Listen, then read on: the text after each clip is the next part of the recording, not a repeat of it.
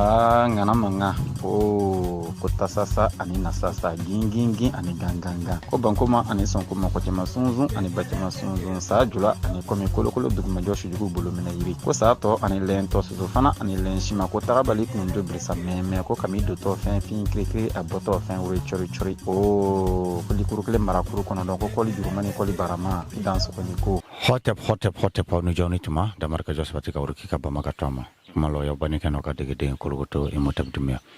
anu senanga mishomo di kono mishomo na nchitile ko sondo la nature anga songo yinga ka songo yinga o korodore ka ayre yinga ka songo yinga o korodore ka an lamini yinga o lambe foli dan karmo ba manoy bari samake alemo ko so promoteur ni ay initiateur la karmo enituma amba kologoto emotab dumia yara nituma e amba ngala jakulu be fo mba fo kuni senanga emission kono kuni jo kunu sene ko damarika jo sabati ka urigi ka bamba ko ka toama aywa karmo amena kuma sogodin do de kampi carnivore do sadri sodo o nga sogodun som do akadon ni sogodun sogo chamai o donc o la ibe a trofanye o katase o anon scientifiquement o ane amankuto do awo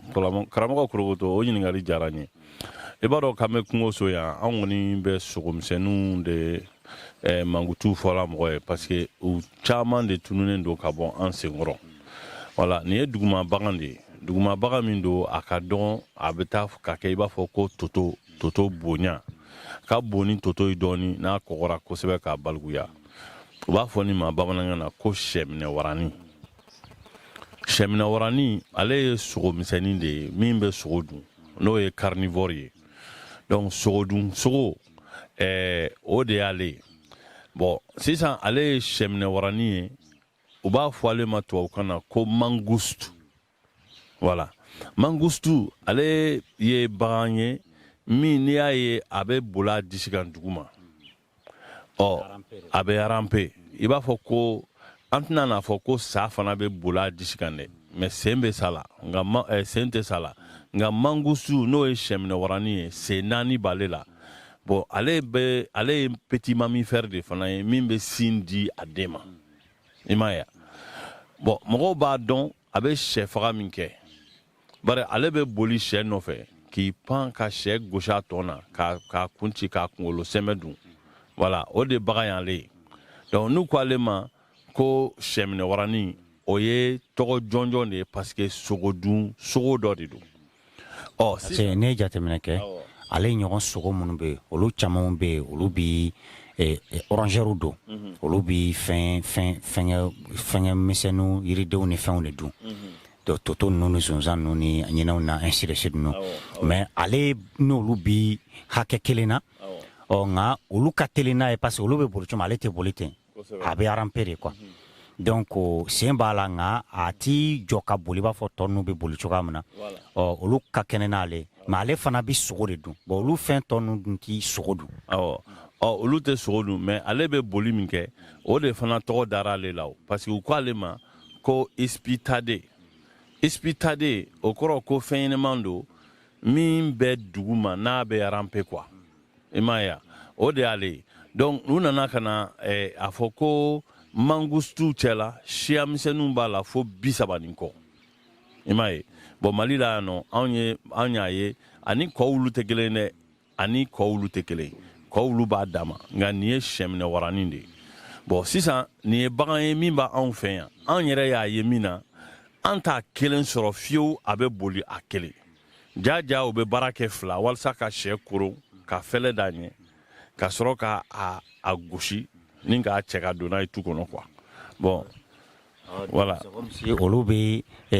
chasser en groupe quoi o be chasser en groupe o ye fendo yira awna donc okoro ko na le kelente a flana ni olu fana do o yumuye bon antara boa kalama fana ka fo ni nunu ye bara lata a musomaw be nyefe ka chemaw bla o kam ne ngono quoi donc et puis au groupe de fana do donc o la ko mangusu be se ka toro ka se ka denwolo fo flani saba nga ubise ka je fo shegi ani tanduru nyona imaye ubise ka je bon sisan olube munke ube balo kungo so yana ube duguma nga u balo yoro bela nyuma yere ye an kelembe ka a fɔ ko mɔgɔw kana an ka tonkun min ci ka bɔ yen ni dun nana kungo so i bɛna sɔrɔ tonkun b'an ka yɔrɔ la yan nɔ fo 25 fo 30 yɛrɛ a tɛ ku mɔgɔ la k'i bɛna a kama parce que problème ye min ye an b'a dɔn tonkun nafa ye min ye an ka yɔrɔ la tonkun y'an ka dugukolo fogo de ye a fiɲɛ sama yɔrɔ don bagan dogo yɔrɔ don baganw ka so don a n'a ɲɔgɔnna caman wɛrɛ i m'a ye donc sisan nɔ ni mangusu bɛ yan nɔ a bɛ don dugu jukɔrɔ k'a dogo ye a b'a denw sɔrɔ a bɛ bɔ ka dumuni ni fɛnw ɲini a bɛ tila ka don o wo ninnu na kulu wo ni fɛn minnu bɛ yan nɔ donc a b'a fɔ ale ti a damana wo sen ton fɔlen ninnu ale bɛ taa kɛ yen walima sogo wɛrɛw ka wo sennenw bilalen ale bɛ taa kɛ walima wo wɛrɛ minnu ni sogo yɛrɛ ma sen ni dogoyɔrɔ don walima mafa yɔrɔ don ale bɛ kɛ donc olu ale bɛ vie en groupe sa caman de bɛ kɛ ɲɔgɔn kan i bɛ taa sɔrɔ communauté don quoi voilà donc o de fɛnw don quoi fo ka n'a kɛ sisan ale yɛrɛ min filɛ ni u ye non scientifique da la k'a fɔ ko hello gale puruvila nin o kɔrɔ tɛ fosi wɛrɛ ye dɛ fɛn dɔgɔmani fitinin min bɛ yen nɔ ni si b'a kan wa n'a bɛ boli duguma wa ni a ka dɔgɔn fana i m'a ye u y'o de mankutu ta k'o da la mais anw y'a dɔn ni min ye anw fana y'o mankutu de ta ka da la ko sɛminɛ warani mais o yɔrɔ la sisan mangostin ninnu dɔw bɛ yen i bɛ olu ka jugu sa ma kojugu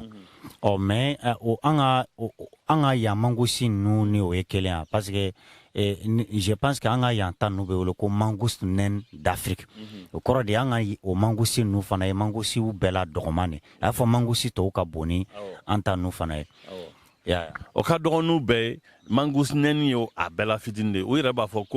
ko sogo dun bagan bɛɛ la dɔgɔmani de y'ale ye bon o kɔrɔ ye jumɛn k'a bɛ sogo dun a bɛ sogo min dun kabiri fɛn ɲɛnama misɛnninw insectes ninnu ni fɛnw fo ka na se sadenninw ni ɲinɛdenninw ni fɛn ninnu ma bon mangusu bɛɛ ye mangusu de ye sa ɲɛkɔrɔ i b'a dɔn min na parce que olu ka surun duguma i b'a fɔ sa yɛrɛ ku b'u la bon a dabulunin ka misɛn fana a ɲɛni fila bɛ kɛrɛ la o kɔrɔ ye teliya dan de donc sa mana fɔ k'a b'olu sɔgɔ cogo o cogo i bɛ taa sɔrɔ mangusu b'a natɔla ye ka kɔn a ma ka bɔ a ɲɛ k'i to la fana ka segin ka sa minɛ ka sa kin yarɔ an ye bagan dɔ fɔ yan nɔ ko o kun tɛ boli hali sa ɲɛ n'o ye damɛ yarɔ damɛ mana o kin o bɛ tila ka a yɛrɛ kɛ i n'a fɔ a sara ka tila ka balo mangusu sa yɛrɛ t'a sɔrɔ ka kin yɛrɛ sa t'ale sɔrɔ parce que ale ka teli sa ma donc o bɛ bagan nin kofɔ ko mangutu min bɛ bagan nin na teliya o mangutu b'a la nka a fana b'a dɔn k'a fɔ k'ale ka dɔgɔ ni bagan bɛɛ ye sogodun bagan bɛɛ ye donc u bɛ mun kɛ n'olu bɛ fɛlɛ wuli sisan kelen bɛ wuli k'i jɔ k'a lajɛ n'o y'a sɔrɔ ka garidi ta n'o y'a sɔrɔ fɛn jugu dɔ tɛ na u kama u minɛ fɛn dɔ bon n'a o fana y'o ye ni a ɲɛ dara o kelen kan dɔrɔn mankan fasɔnni dɔ b'u bolo i b'a fɔ yɛlɛ paronen quoi i m'a ye yɛlɛ min tigɛra i kɔnɔ quoi donc a man'o kɛ dɔrɔn bɛɛ b'u yɛrɛ ta donc o de ye mangusu ye min bɛ anw fɛ yan n'anw bɛ ka baara kɛ o kan sisan parce que tiɲɛ yɛrɛ la kungoso bɛ cogo dɔ la an b'a fɛ mɔgɔw ka nin bagan ninnu lasegin ka na pour que an bɛ se ka a yira an denw na k'a fɔ anw ka ɲɛnɛmaya mɔgɔya dilannen don ni fɛn dɔw ye a bɛ ninnu na mun na parce que u ko muso de bɛ ɲɛfɛ société matriarcale muso mana kɛ ɲɛfɛ cogo cogo muso mago bɛ cɛ dɔ la pour que ka wolo o ye filanan ye donc majigin fana don a sabanan ye yɔrɔ min ye sisan mangusu mana caya ni mangusu cayara mangusu bɛɛ bɛ bila o kɔfɛ i b'a fɔ couple alpha c'est comme si comme n'i y'u ka groupe ta k'a lajɛ a mana kɛ hali 50 ye a mana kɛ 10 ni kɔ ye a mana kɛ 20 ye i bɛ taa sɔrɔ cɛ kelen ni muso kelen u bɛɛ bɛ to mun kɔfɛ bon olu fila la i bɛ taa sɔrɔ muso in fana bɛ ɲɛfɛ donc i bɛ taa sɔrɔ donc olu ka hiérarchie respectelen don c'est à dire minnu ye ɲɛmɔgɔbaw ye bɛɛ bɛ to olu kɔ donc minnu y'olu dugumamɔgɔw ye olu fana bɛɛ dugumamɔgɔw bɛ to olu kɔ olu bɛɛ bɛ t'olu kɔ bon sisan o ko korontɔla k'o kɛ u sago ye ninnu bɛ kuma dɛ donc an y'a fɔ u bɛ mankan kɛ an y'a fɔ u bɛ ɲɔgɔn ye an y'a fɛ u bɛ fara ɲɔgɔn kan mais u bɛ fɛn wɛrɛ kɛ an b'a dɔn min bɛ hali mɛnɛmɛnɛ kunda ani ɲinɛ kunda ni fɛn ninnu k'u bɛ kuma ɲɔgɔn fɛ n'u kasa fana ye ni mangusi nana ka ni i jɔsi fɛn na ka tɛmɛ a tɔ b'a kasa dɔn a b'i n'a fɔ wulu fana bɛ baara kɛ ni wulu cɛ bɛ n'i jɔ k'i sen kɔrɔta k'a ji kɛ yɔrɔ la walasa mɔgɔ k'a sugunɛ kɛ yɔrɔ la walasa kasa ka dɔn nka ninnu fana bɛ baara kɛ n'o ye i m'a ye donc mɔgɔya kɔnɔ sisan nɔ an b'a fɛ fɛn dɔw ka kɛ an fana na bon anw ɲɔnina ka bɔ kan f'anw taara an yɛrɛ kɛ parfɛntigiw ni fɛnw ye sinon kasa bɛ buda hadamaden fana na mɔgɔ filɛ nin ye sisan nɔ kasa de bɛ mɔgɔ la wa mɔgɔ kasa dɔn ka di fana i mɔgɔ ɲɔgɔn fɛ min b'i ka ko la ka tɛmɛ n'o y'a sɔrɔ parfɛnw ni fɛn wɛrɛw nana don la i y'a ye donc nin yiri nin ye bagan min ye an ka kungo kɔnɔ yan nɔ anw ka kan an banba ma k'a lasegin kungoso n'a lasegira kungoso an bɛ sɔrɔ ka tɔnɔbɔ siraw caman sɔrɔ la parce que jɛ kɔnɔ sisan n'i y'i kanto ko fɛn min ka di jɛ la k'o ye ɲɔgɔn dɛmɛ solidarité ko fɛn min ka di jɛ la k'o ye makaran ɲɔgɔn lakana sécurité ka tila ka n'a kɛ ko vigilance bi an filɛ diɲɛ min kɔnɔ bi an mago bɛ nin saba bɛɛ la o bɛɛ n'a ta ka tila ka n'a ye ko ni mangosuw bɛ da ɲɔgɔn fɛ u bɛ kuru k'u da ɲɔgɔn fɛ i b'a fɔ du kelen denw voilà donc o baganmisɛnnin dɔ de filɛ min bɛ kungoso yan n'an k'o ma ko y'an ka ispide le plus petit carnivore de l'Afrique parce que ni an ko k'an bɛ mangosu non scientifique fɔ komi latin de don n bɛ segin k'a kalan walasa mɔgɔw k'a dɔn quoi o de ye ko hello gale pour willa par willa quoi par willa donc comme a sɛbɛnnen bɛ par villa o de don quoi maintenant o ye jumɛn ye hello n'i y'o ta k'o lajɛ i bɛ taa sɔrɔ o kɛlen bɛ i b'a fɔ pointi de quoi fɛn min mɔsɔnnen don k'a kɛ i b'a fɔ tama i b'a fɔ bien voilà donc maintenant gale ni o kɔrɔ de ko belette ye i b'a fɔ ɲinɛw ni totow bɛ cogo min na voilà olu bɛ o cogo la ten donc maintenant par wula ni o kɔrɔ de ko de petite taille très petite donc o b'anw fɛ yan donc hello gale voilà. par villa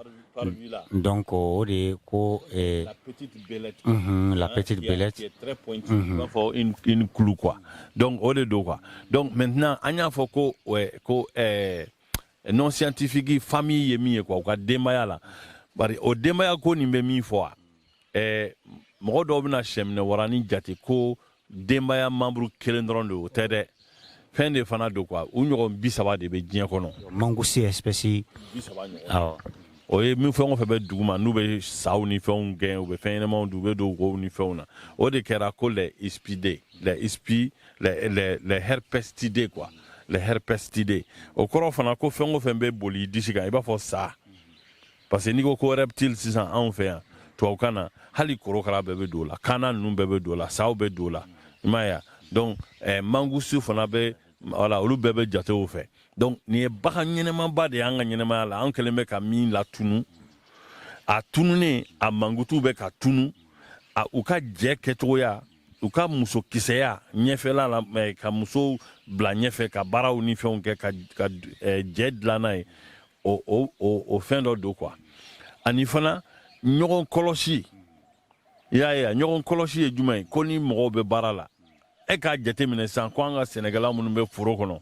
bɛɛ ka sɛnɛ kɛ mɔgɔ kelen ka to o ka kɔlɔsili kɛ ni fɛn ko k'a bɛna bi ko ka an sɔrɔ ko ka sin k'a fɔ ten ni diɲɛ in bɛ ka taa cogo min na ani an ka banbagaciw bɛ baaraw ni fɛn minnu na an mago bɛ nin na a ka kunu an na a ka kunu an ɲɛ kɔrɔ walasa an bɛ se k'a ye k'an ka mɔgɔya tɔpɔtɔ n'a ye hali bi donc o de bagan dɔ filɛ nin ye donc ko cɛkisɛya don kisɛya don courage quoi ani fana ko agilité o kɔrɔ ye min ye sisan nɔ ko sa tɛ se k'a sɔrɔ ka kin k'a ka teli a ka magan a bɛ se k'i yɛlɛma a yɛlɛma bolo ka teli a yɛlɛma bolo ka magan ani fana ko protection n'o ye ka makarani ni lakanani yɛrɛ kɛ ɲɔgɔn makaran quoi ɲɔgɔn makaran donc an mago bɛ nin na bagan fitinin bagan min n'a bɛ balo fɛn ɲɛnama misɛnninw na i n'a fɔ bubagaw ni mɛnɛmɛnɛninw ni fɛn ninnu ani gɔsɔn nka o fɛn fila